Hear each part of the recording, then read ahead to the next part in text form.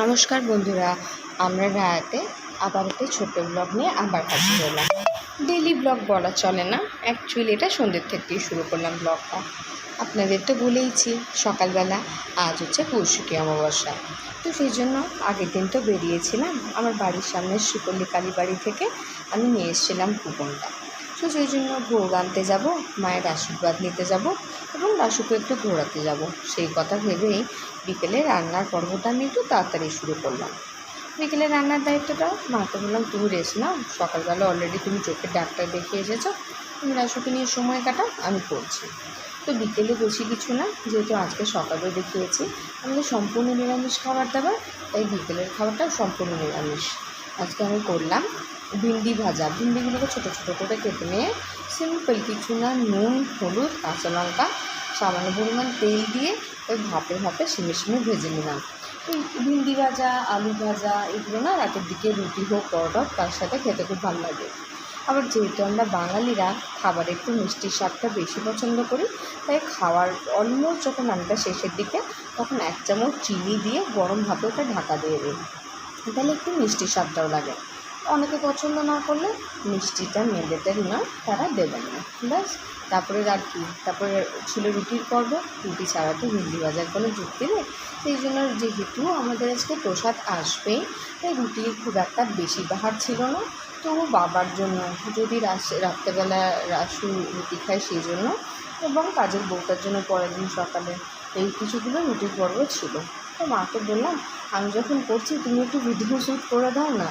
যদিও রুটিতে আর কিছু দেখানোর মহামূল্য জিনিস নয়, কিন্তু ভালো লাগে যখন ছোটো ছোটো জিনিসগুলো শেয়ার করবি, তখন এটাকে একটু সাজিয়ে নিলে একটা আলাদাই গুরুত্ব লাগে। দেখুন আপনারাও করি, ভালো লাগে।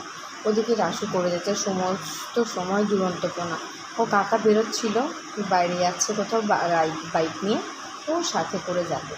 আমি জানি না কেন ওর কেন যে সবার উপর এত বেশি অধিকার বোধ, আর সবাই সেই ডিমান্ডগুলো ফুলফিল করছে বলেই বোধহয় ওর অধিকার বোধটা দিনে দিনে বেড়েই যাচ্ছে। যাই হোক, ও কাকা বললো চ তাহলে তোকে এক পাক ঘুরিয়ে নিয়ে আসি। ও কাকা বেরোলো বাইক নিয়ে, এই সুযোগে মা একটু আমার ভিডিওটা করে দিচ্ছিলো। তার মধ্যে মাকে বললাম, তুমি চুল টুল ছাড়িয়ে রেডি হও, আমার রুটিটা করা হয়ে গেলেই কিন্তু আমি রাসু আর তুমি 3জন মিলে যাবো কালীবাড়ি ঘুরতে। ব্যাস, এই করতে করতে রাসু আবার চলে এলো। 2 মিনিট, ওকে যদি কেউ 2 মিনিটের জন্য বাইকে করে একবার ঘুরিয়ে দেয় না, ও যেন কী খুশি হয়। ও সারাটা সন্ধ্যে খুশি মনে আমার কাছে পড়তে বসেছে। যাই হোক, আমি রেডি হয়ে নিলাম, পরবো ডিসাইড করলাম একটা ব্ল্যাক কালারের, এই যে কী বলে এটাকে, র্যাপার্স আর তার সাথে একটা ব্ল্যাক কালারের গেঞ্জি। আমি রেডি হয়ে নিয়েছি। আমি রেডি হতে হতে ওইদিকে মা রাসুকে রেডি করিয়ে দিয়েছিলো। রাসুও চলে এলো, 2জন মিলে একবার ফটো তুলে নিলাম। ও একটু মাঝে মাঝে অবাক হয়ে দেখে যে আমি এগুলো কী করছি, কেন করছি। দেখুন একবার, একদিকে ফটো তুলছে, অন্যদিকে টিভি স্ক্রিনটায় সমানে নক করে যাচ্ছে। ওর জন্য কোথাও বেরোলে এই একটা জলের ওয়াটার বোতল আমার ম্যান্ডেটরি। তো মনে করো জলের বোতল, পার্স নিয়ে আর এই যে প্রসাদের কুপনটা নিয়ে আমরা বেরিয়ে পড়লাম। এখন ও হচ্ছে কোথাও ঘুরতে যাওয়ার পথপ্রদর্শক। ও দেখাবে যে কোথায় কী রাস্তা, কোন দিকে যেতে হবে, সব সময় সবার আগে। কিচ্ছু মানে না, কারোর কথা শোনে না। যাই হোক, সব মাও রেডি হয়ে গেছে, আমরা 3জন যাচ্ছি একদম হাঁটাপথেই কালীবাড়ি। বেশি দূর যেতে হবে না। কাল আবার মঙ্গলবার কলেজ আছে, কাল আমার কলেজের ফাউন্ডেশন ডে সেলিব্রেশন আছে।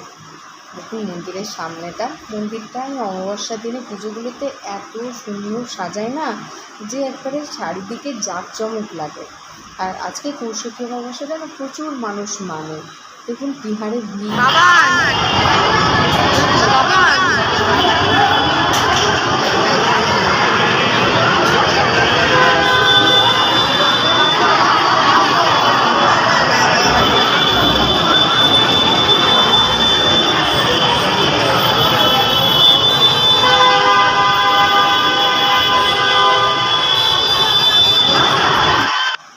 দেখলেন মন্দিরের ভেতরটা কী ভিড়, সেই জন্য রাসুকে নামায়নি, ভয়ে ওকে কোলেই তুলে রেখেছিলাম। যাই হোক, আমরা একটু প্রণাম সেরে কিছু ফটো টটো তুলে আবার ভোগ প্রসাদ নিয়ে ঠাকুরের আশীর্বাদ নিয়ে উল্টো পথে বাড়ির জন্য রওনা হলাম। বাবাও ইন দ্য মেন টাইম দোকান বন্ধ করে সোজা চলে এসেছিলো কালীবাড়িতে।